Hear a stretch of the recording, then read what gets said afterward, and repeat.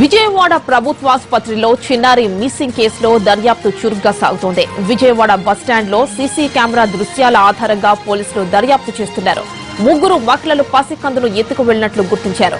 ప్రభుత్వాసుపత్రిలో పసికందుల్ని ఎత్తుకు వెళ్లే ముఠానే ఈ పని చేసిందని పోలీసులు భావిస్తున్నారు. బాబును తీసుకుని వృద్ధురాలు గుంటూరు బస్ ఎక్కినట్లుగా సీసీటీవీ ఫుటేజ్ ద్వారా తెలుస్తోంది. దీంతో పోలీసులు మహిళలను గుర్తించే పనిలో పడ్డారు.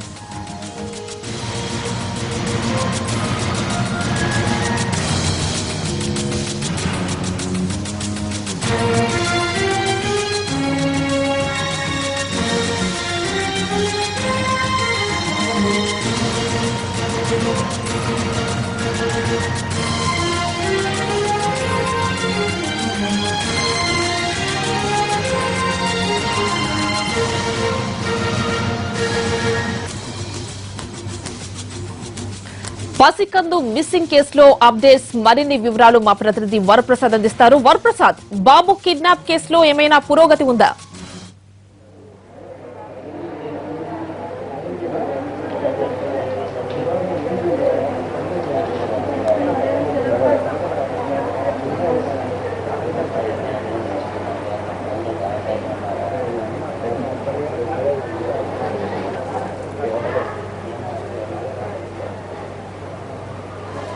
వరప్రసాద్,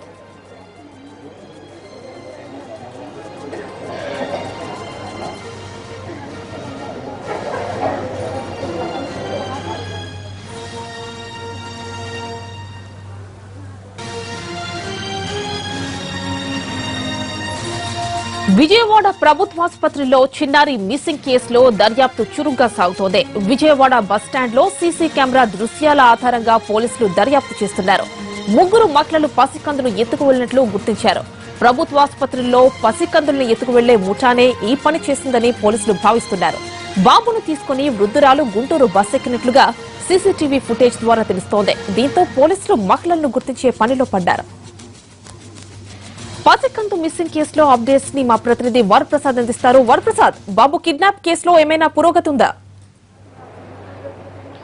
యామిని, విజయవాడ ప్రభుత్వాసుపత్రి నుంచి దొంగిలించబడిన బాబు సంబంధించి కేసుకు సంబంధించి విచారణ కొనసాగుతోంది. అనుమానితుల్ని గుర్తించే క్రమంలో పోలీసులు అయితే ఉన్నారు. ఎవరైతే సీసీటీవీ ఫుటేజ్లో గమనించిన నలుగురు అనుమానితులను కూడా గుర్తించే పనిలో ప్రస్తుతం పోలీసులంతా ఉన్నారు. ప్రస్తుతం అసలు ఆసుపత్రి వద్ద పరిస్థితి ఏ రకంగా ఉందనేది మనం తెలుసుకునే ప్రతి పేరెంట్స్ అంతా ఇక్కడ ఉన్నారు.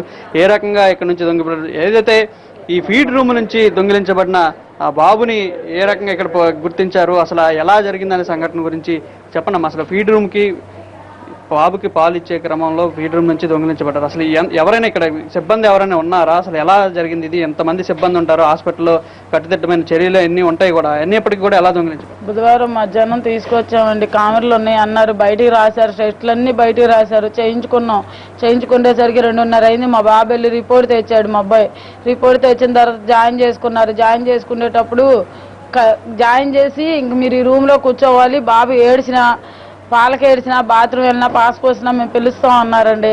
అది కట్టారు, బాబు బాత్రూమ్కి అది కట్టినాక ఇక్కడ కూర్చోమంటే ఇక్కడ కూర్చుంటే 2 సార్లు పిలిచారు. 2 సార్లు కూడా వెళ్ళాం. ఒకసారి సంతకం చేయించుకున్నారు పిలిచి అమ్మాయితో, బాబుని అక్కడ జాయిన్ చేసుకున్నట్టు. అయితే పోలీసులు అయితే ఏం చెప్తున్నారంటే విచారణలో ఫీడ్ రూమ్ అంటే బాబుకి పాలు ఇవ్వాల్సి ఉంది, ఇవ్వాల్సి ఉన్నప్పుడు తల్లి కూడా బయట ఉంది, కళ్యాణి అనే అమ్మాయిని పిలవడం జరిగింది, అమ్మాయి ప్లేస్ లో ఈ అమ్మాయి వచ్చిందని చెప్తా ఉన్నారు. పిలవలేదంట. బాబు పాలిచ్చి పడుకోబెట్టి అసలు వాళ్ళు పిలవట్లా. నేను చెప్పేది ఏంటంటే బుధవారం మధ్యాహ్నం 2 సార్లు పిలిచారు. ఒకసారి సంతకం చేయించుకున్నారు, ఒకసారి పాలకు పిలిచారు. 3వసారి కూడా మేము ఎక్కడే కూర్చుంటే మాకు వినిపించలేదు. అక్కడ ఏడుపు ఇక్కడికి ఎలా వినిపించిద్దండి వాళ్ళు చెప్పకపోతే? సిస్టర్లు ఎవ్వరు చెప్పలేదు, కనీసం వాచ్మెన్ చెప్పలేదు. గుక్క పెట్టి ఏడ్చేస్తుంటే పక్కన అమ్మాయి నైటీతో ఉండి, అమ్మ మీ పిల్లోడేనా, కళ్యాణ్ నేను రాసుని చేతి మీద ఏడుస్తున్నాడు అని గబగబా చెప్తే గవ్వ పరిగెత్తిందండి. బాత్రూమ్కి వెళ్ళేది కూడా వెళ్ళకుండా పరిగెత్తింది. పిన్ని ఇక్కడ ఉంటే మనకు వాళ్ళు చెప్పట్లేదు, ఈ రూమ్లో కాదు ఆ రూమ్లోనే ఉందామంటే వెళ్ళి ఆ అమ్మాయి నేను అక్కడే కూర్చుంటే వాళ్ళ అమ్మ 7 గంటలకు వచ్చిందండి. వచ్చినాక కూడా నా కొడుకు 8:30కి భోజనం తీసుకొచ్చాడు వాళ్ళకి. అప్పటికి నన్ను ఉండిపోతానని ఉండిపోయాను. 10 నిమిషాలకి మా దగ్గర ఉన్నసేపు గంటకి 2 గంటలకి లేచేవాడు పాలకి. దాంట్లో పడుకోబెట్టిన కానీ 5 నిమిషాలకి 10 నిమిషాలకి లేస్తున్నాడు పాలకి. ఒక్కసారి పాస్ పోసాడు. అది మార్చింది, పాలు పట్టింది, ఒంట్లంతా కాలిపోతుంది అమ్మ అంటే పక్కన వీళ్ళ అమ్మగారు అన్నారు, తడిగుడితో తుడవండి అమ్మా, కాసేపు తుడిసి వేడి కదా అలాగే ఉంటది, తుడిసి కొబ్బరి నూనె రాయండి అంటే కొబ్బరి నూనె 2-3 సార్లు రాసి మళ్ళీ పడుకోబెట్టి వచ్చింది. అంటే కామెర్లని చెప్పడం జరిగింది. అసలు ఆసుపత్రి సిబ్బంది ఎవరైనా డాక్టర్లు కానీ ఆ బాబు పట్ల కేర్ తీసుకోవడం జరిగిందా? అంటే మందులు కానీ ఏ విధమైన ఎలాంటి ఇలా తీసుకెళ్లి బాక్స్ లోనే పడుకోబెట్టారు. పిల్లలు అడిగింది కూడా, ఉత్తి బాక్స్ లో పడుకోబెడితే ఏ మందు వేయకుండా ఎలా తగ్గిపోద్ది పిన్ని అని కూడా అడిగితే, అమ్మ అదేమో చల్లగుంటదేమో, కామెర్లు అంటే వేడి కదా తగ్గిద్ది అని అన్న. అయితే ఆ పిల్లని అక్కడ పిలవట్లేదని కారణంతో ఆ రూమ్ లోనే ఉంటే పాలు పట్టి పడుకోబెట్టిందట 10:30 ఆ టయానికి. పడుకోబెట్టిన తర్వాత ఆమె పాలు తాగుతుందంట ఆ రూమ్ లో.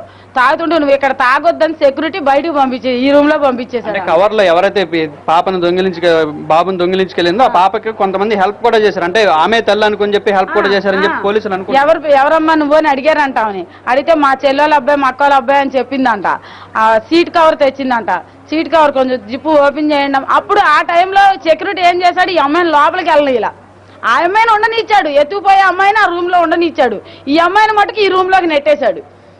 సెక్యూరిటీకి ఇదంతా తెలిసని ముందే అనుకుంటున్నారా లేకపోతే అనుకోకుండా ఇదంతా జరిగిందా? నల్లటబ్బాయికి అన్ని తెలుసు, ఆయన పేరు తెలియదు నాకు, మా పిల్లలే తెలుసు అబ్బాయి పేరు. నల్లటబ్బాయికి మొత్తం తెలిసే చేశాడు, కావాలనే చేశాడు.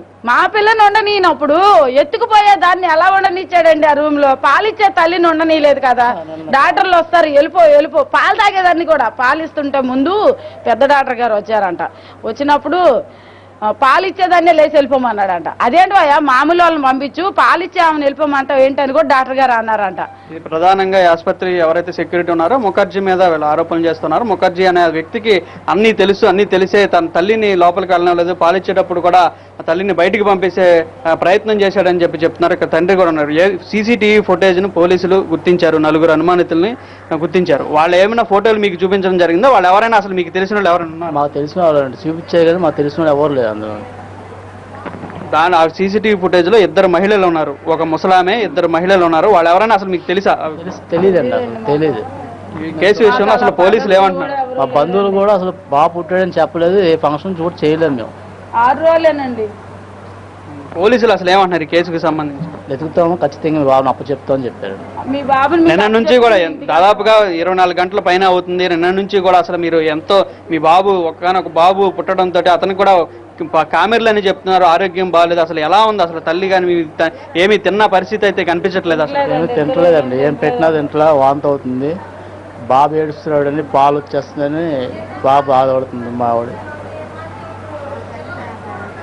అమ్మ చెప్పండి, ఏదైనా తినకపోతే ఎలా? 24 అవర్స్ అయింది, 24 గంటలు అయింది తినకుండా. మీ బాబు అందరూ కూడా ఇదే ప్రాణంలో ఉన్నారు, మీడియా కానీ పోలీసులు కానీ వీళ్ళంతా కూడా ఇదే క్రమంలో మీ బాబుని ఎతికే క్రమంలో ఉన్నారు. ఏదైనా తినకపోతే ఎలా? మీ ఆరోగ్యం గురించి కూడా చూసుకోవాలి కదా.